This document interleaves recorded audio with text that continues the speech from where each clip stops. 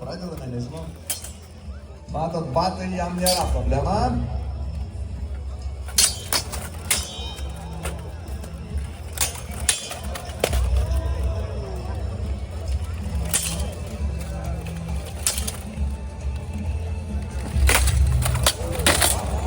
Taip, apsisukimų puola Bernard Martynas, bet Bernard tikrai neiškelmo spirtas.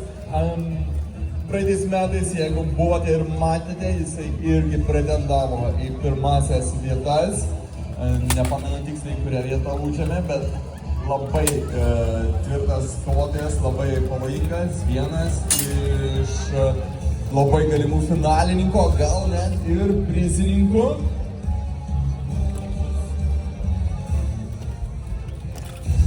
Tai kaip jums tenais? Kuris riteris labiau patinka? Šį kartą labai paprasta. Gerbėmieji, jūsų šūksniai!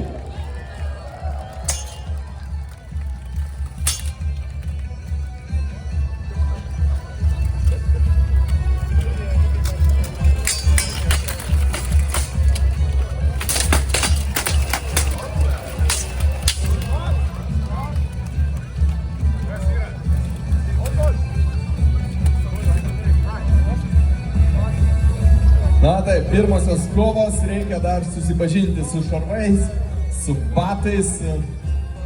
Yra reikalų išmokti. Ne vien kalavijų mojuot pasirodo reikia, ne?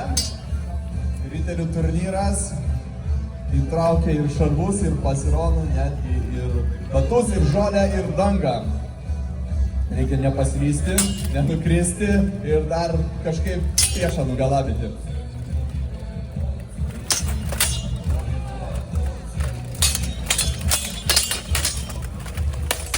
Itin stipriais smūgiais atakuoja ir Bernardas savo priešininką. Nors galite įvertinti stotą skirtumą, bet smūgiai net nežinau, kieno iš jų stipresni būtų.